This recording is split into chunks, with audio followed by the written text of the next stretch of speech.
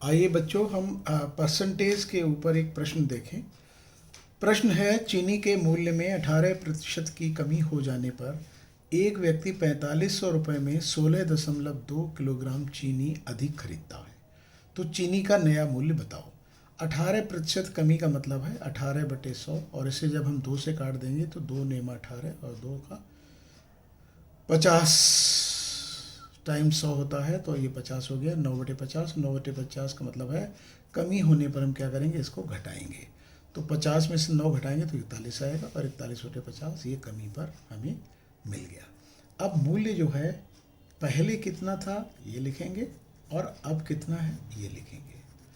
तो मूल्य पहले था जब घटा नहीं था तो 50 रुपये था, और अब 41 है। और वस्तु की मात्रा जो है ना, वस्तु की मात्रा जो है इसका हम उल्टा कर देते हैं, यानी कि ये पहले 41 था, अब ये 50 है। अब इसका हम अंतर निकाल लेंगे। कितना अंतर आया? 9। तो हम क्या करते हैं, कितना रुपया दिया गया है, इसमें कितना आ रहा है, इसमें आ रहा है 16.2। अब इसका इंटू करेंगे हम 41 में, और इसका इंटू करेंगे 9 में। तो यहाँ पर इंटू हम लोग कर देंगे। 41 में कितना करेंगे? 16.2, और 50 में भी कितना करेंगे? 16.2। और यहाँ पर आ जाएगा 4500 गुणे ये वाला 9, और नीचे करेंगे 16.2 इंटू 50। ठीक है। अब हमें ये क्या जो भी आएगी, ये आ जाएगी प्रति किलोग्राम। 1 किलोग्राम चीनी का मूल्य आ जाएगा। इसको सॉल्व करेंगे तो ये 0 लगा लेंगे, ये 0 लगा लेंगे। अब हम क्या करेंगे, इसको जब हम काटेंगे तो ये आ जाएगा, 3 से कट रहा है ये, 5 15, 3 चक्कू 12, और 3 से कट रहा है 30। ठीक है। और इसे भी 3 से काटेंगे तो 10 आएगा, और ये आ जाए 18। फिर ये 9 से काटेंगे, 9 दूनी 18, और 9 पना 45, तो 500 आ गया। ठीक है।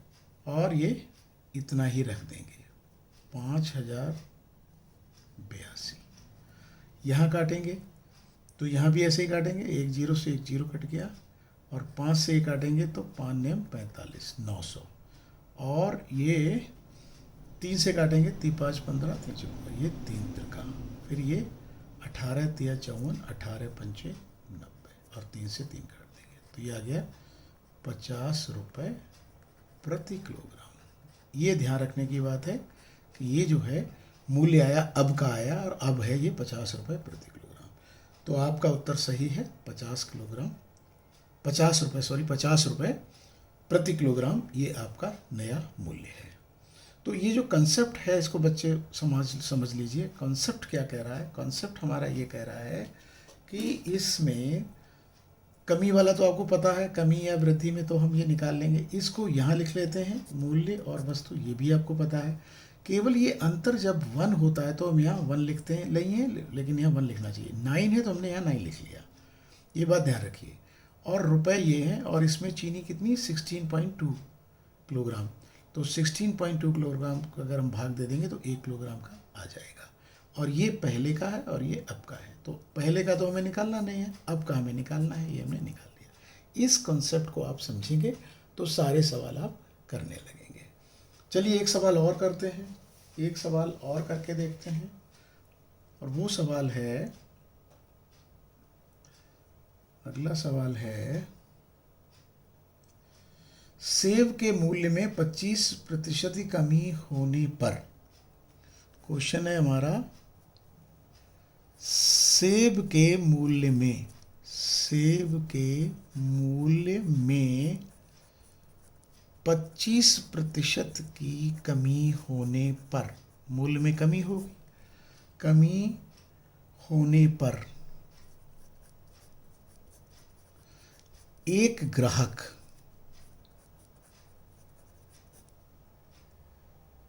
240 रुपये में, 240 रुपये में 2 किलोग्राम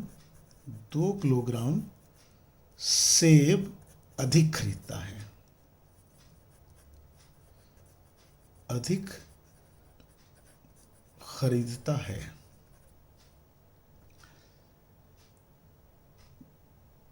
घटा हुआ मूल्य प्रति किलोग्राम कितना है? आपको पता करना है घटा हुआ मूल्य प्रति किलोग्राम कितना है, यानी कि अब का मूल्य कितना है। तो पहले देखेंगे क्या है, इन्होंने दी है कमी, तो कमी का मतलब हो गया, इसको हम लोग लिखेंगे 1/4 और इस पे माइनस करेंगे तो आ जाएगा 3/4। ये है कमी हो जाने पर, कमी होने पर। अब हम लिखेंगे मूल्य, पहले कितना था और अब कितना है। पहले था 4 रुपया, अब है 3 रुपया। तो वस्तु की मात्रा कितनी है, वस्तु की मात्रा आ जाएगी पहले 3 और अब 4, क्योंकि दाम घट गया है तो मात्रा बढ़ जाएगी। इसके बाद हम लोग क्या करेंगे, जैसे हमने यहाँ पर किया था वैसे ही यहाँ पर करेंगे। हम देखते हैं क्या होगा, 1 रुपये का डिफरेंस आया। अब रुपए कितने थे, 240। कितना केजी लिया इन्होंने, यहाँ पर जितना केजी लेते हैं उसका हम गुणा कर लेते हैं। तो यहाँ 2 का गुणा करेंगे और यहाँ भी 2 का गुणा करेंगे। तो यहाँ पर जब हम 2 का गुणा करेंगे तो ऐसे आएगा 3 गुणे 2, और यहाँ पर आएगा 240 4 गुणे 2, 4 गुणे 2। अब देखिए यहाँ पर क्या है, ये 3 दूनी 6 चक्कू 40 रुपये आया, और 8 3 30 रुपया। तो ये आपका प्रति किलोग्राम रेट आ गया, प्रति किलोग्राम ये रेट आ गया, प्रति किलोग्राम ये रेट आ गया।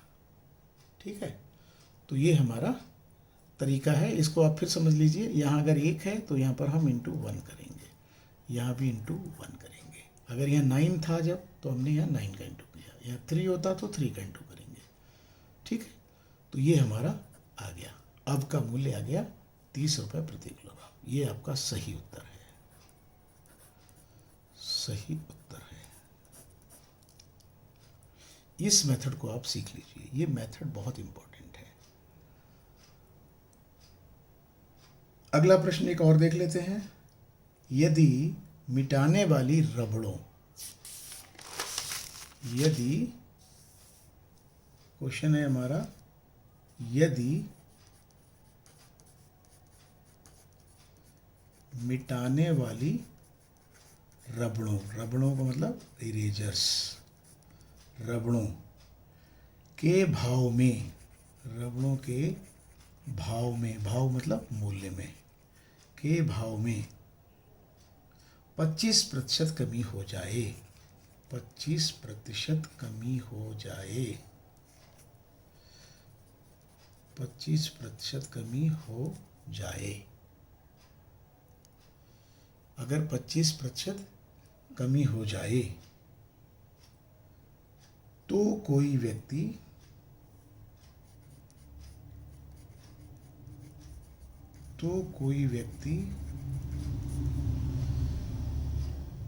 एक रुपये में, तो कोई व्यक्ति 1 रुपये में 2 रबड़ और अधिक खरीद सकता है। 1 रुपये में 2 रबड़ और खरीद सकता है, और खरीद सकता है।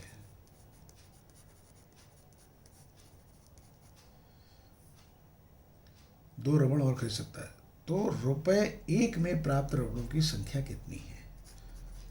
तो ₹1 में प्राप्त रबड़ों की संख्या कितनी है? संख्या कितनी है? ये है हमारा प्रश्न। तो रबड़ों की संख्या कितनी है? अब देखिए हम उसी मेथड्स करेंगे, एक ही मेथड से सारे सवाल होने हैं। तो हमें पहले क्या पता करना है, कितनी कमी है? 25% की कमी है। इसका मतलब होता है 1/4, और कमी में इसको घटा देंगे तो 3/4। तो मूल्य को हम लोग अगर लिखें तो पहले कितना था और अब कितना है, पहले कितना था मूल्य? पहले था 4, अब घट गया 3। तो वस्तु की मात्रा क्या हुई? पहले 3 थी, अब वस्तु की मात्रा बढ़ गई। तो यहाँ पर अंतर कितना आया? 1। और यहाँ पर हमें क्या करना है? हमें ये करना है कि वो 2 रबड़े और ख़रीदता है, तो 1 रुपये में। तो हम पहले भी एक ऐसे लिखते थे, 1/1 और 3×2, यहाँ लिखते थे ना 2 रबड़े और अधिक हैं, तो यहाँ भी 2 रबड़े और अधिक हैं, तो ये हो गया ये। और यहाँ पर हो गया 1/1 और 4×2, तो ये हो गया 1/6 और ये हो गया 1/8 प्रति रबड़। 1 रबड़ की कीमत ये है। तो आप ये कह सकते हैं कि 1/6 रुपये में कितनी रबड़ मिलती है? 1 रबड़ मिलती है। तो 1 रुपये में कितनी रबड़ मिलेगी? 1/1/6 यानी कि 6 रबड़। ये है पहले का। और हमें प्रश्न में पहले का ही पूछा गया है, यहाँ स्पष्ट नहीं है लेकिन ये पहले का ही है। तो उत्तर आपका हो गया 1 रुपये में 6 रबड़। 1 रुपये में 6 रबड़। अब एक प्रश्न और देखते हैं। वो प्रश्न ये है, यदि किसी वस्तु के मूल्य में, क्वेश्चन है, किसी वस्तु के मूल्य में, किसी वस्तु के मूल्य में 33 सही 1/3%, 33 सही 1/3% कमी होने पर, कमी होने पर, कमी होने पर 1 रुपये में 4 वस्तुएं अधिक खरीदी जा सकती हैं। 1 रुपये में 4 वस्तुएं अधिक खरीदी जा सकती हैं।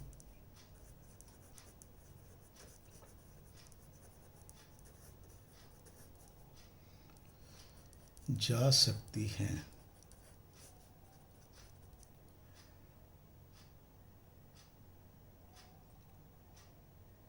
घटने से पहले वस्तु का मूल्य कितना था? घटने से पहले, घटने से पहले वस्तु का मूल्य कितना था?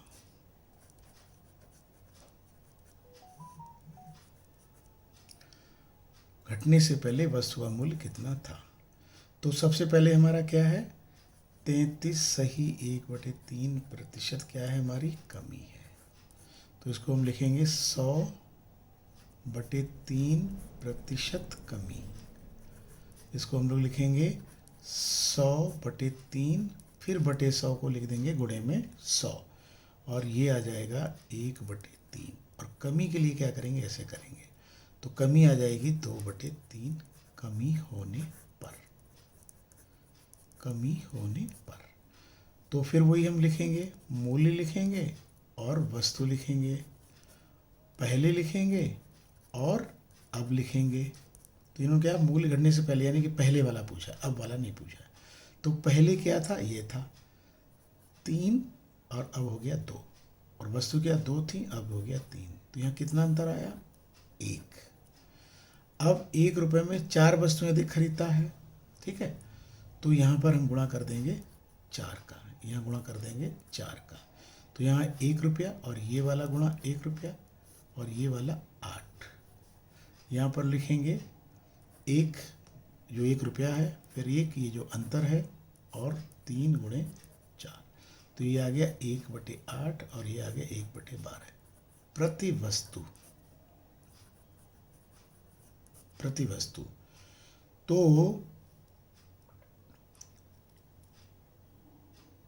1/8 रुपये में कितनी वस्तु मिलती है? 1 वस्तु, 1 वस्तु मिलती है। तो 1 रुपये में क्या होगा, 1/1/8 यानी कि 8 वस्तु। तो उत्तर हुआ आपका 1 रुपये में 8 वस्तु।